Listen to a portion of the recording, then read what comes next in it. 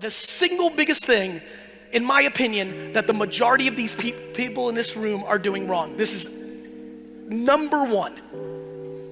I believe that 98% of the people in this arena right now buy too much dumb shit.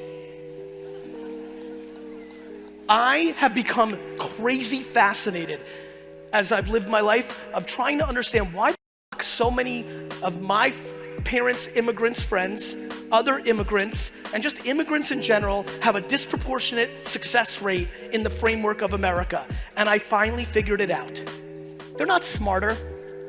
It's not even necessarily that they work harder. It's that they come to America and they buy nothing stupid for 15 fucking years. They just live like shit, buy nothing, save money, buy a business, and move on.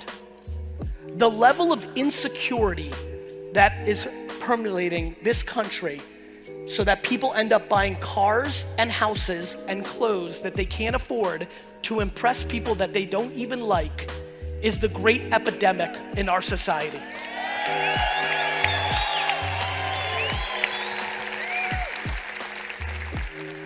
I get to say this from truth.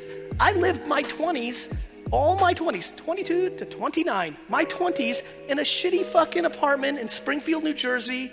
I didn't buy any fucking clothes. I didn't have swag fucking sneakers. I went on no fucking vacations. I just fucking worked and saved money. And I was building a business for my parents, not even for myself. So when I tell people to be patient, it's easy because I lived it. I don't stand up here ever talking about shit that I didn't actually do first.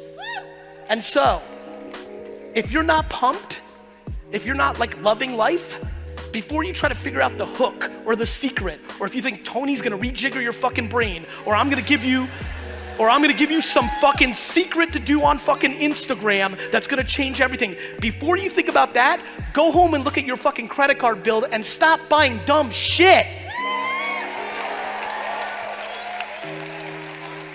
Because when you don't buy dumb shit, that money stays in the fucking bank and you can do something with your fucking life. Instead of having a new pair of fucking Off-Whites. Who the fuck you flossing for? Fuck.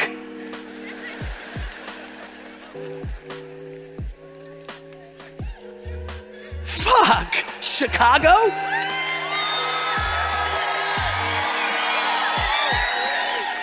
You think somebody's gonna like you better because you're fucking got a new Audi, you dick?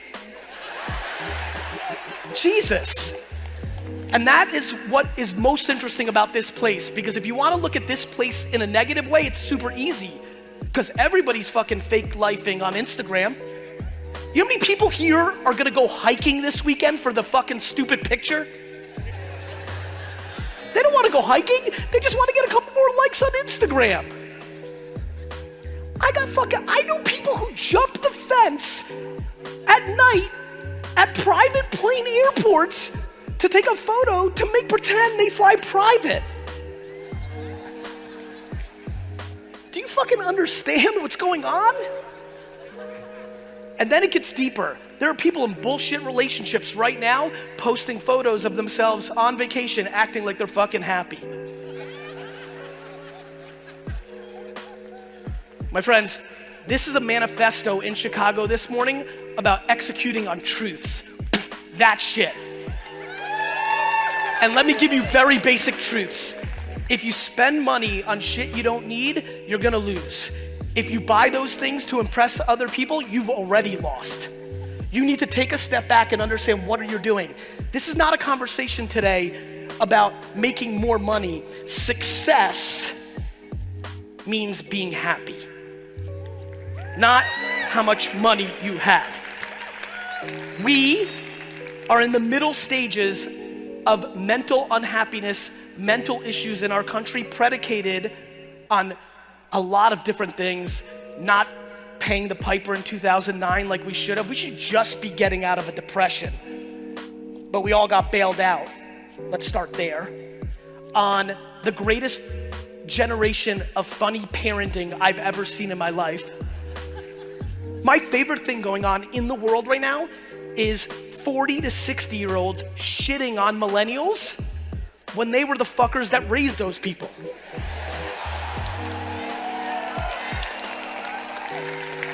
That's my favorite shit. These kids are so soft. No shit, Dick, you gave them an 8th place trophy.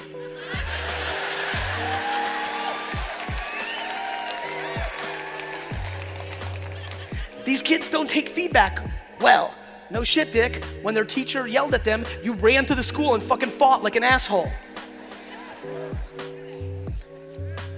Fuck, that pisses me off. Guys, let kids lose. Let's actually talk about losing. Micro losing is the greatest shit. I stand here in front of you today because the first 18 years of my life, the world told me I sucked and I lost at everything. I sucked at school, I wasn't big enough for sports, everything fucking sucked.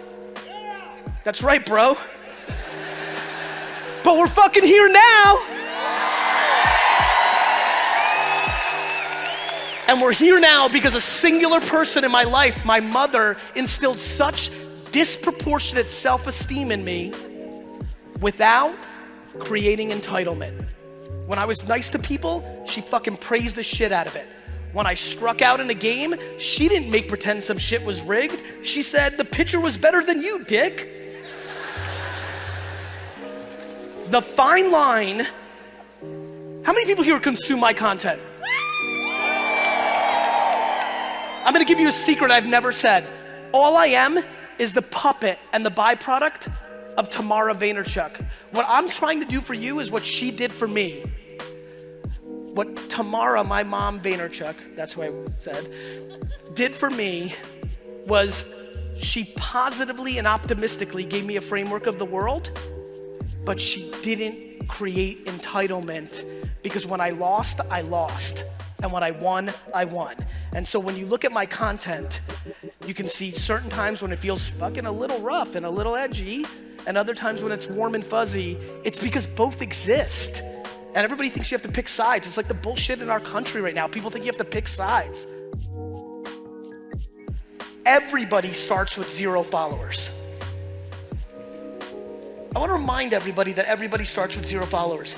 In 2007, when Twitter hit the scene, I spent 6, 7, 8 hours a day between 7 p.m.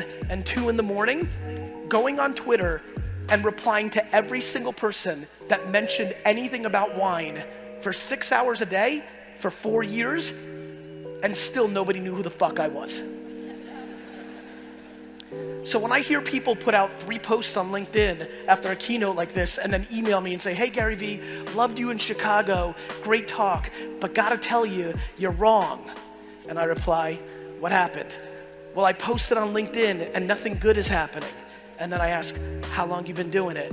And like, well, I've posted twice for the last 2 weeks. And I reply, you're a fucking asshole.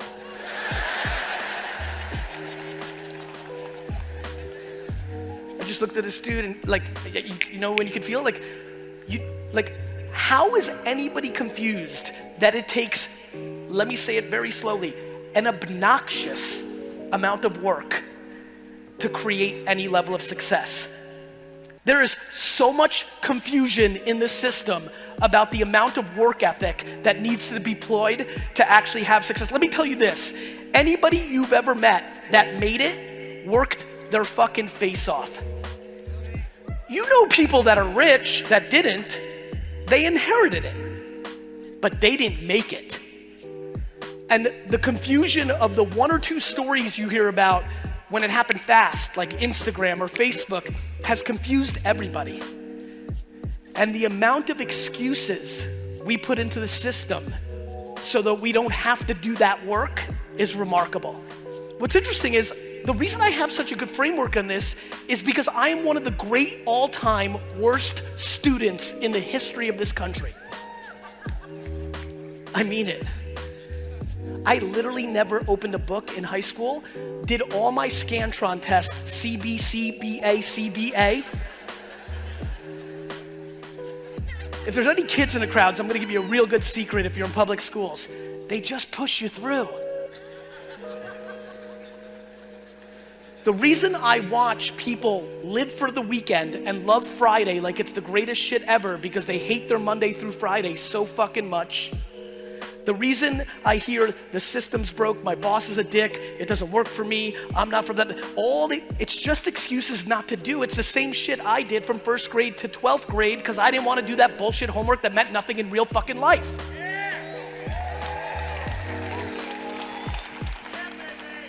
The problem is that shit ended when I was 18. You've got the rest of your life. Which gets me back to this. This thing freaks me out so much you can't imagine because the one thing this thing is actual opportunity that our grandparents didn't grow up with. This thing allows you to still be practical and maintain the job that you hate so you can pay off your student loans and your mortgage, but create your side hustle on here around the shit that you actually love, whether that's the fucking Chicago Bears, whether that's fucking sneakers, whether that's doing comedy skits, whether that's reincarnating the formula that your grandmother had for soup from your country that you're now gonna sell direct to consumer on the back of Uber Eats. I don't give a fuck what ridiculous thing comes out of your mouth. This thing, if you make content on it and understand where people actually pay attention, actually gives you a prayer for that to happen.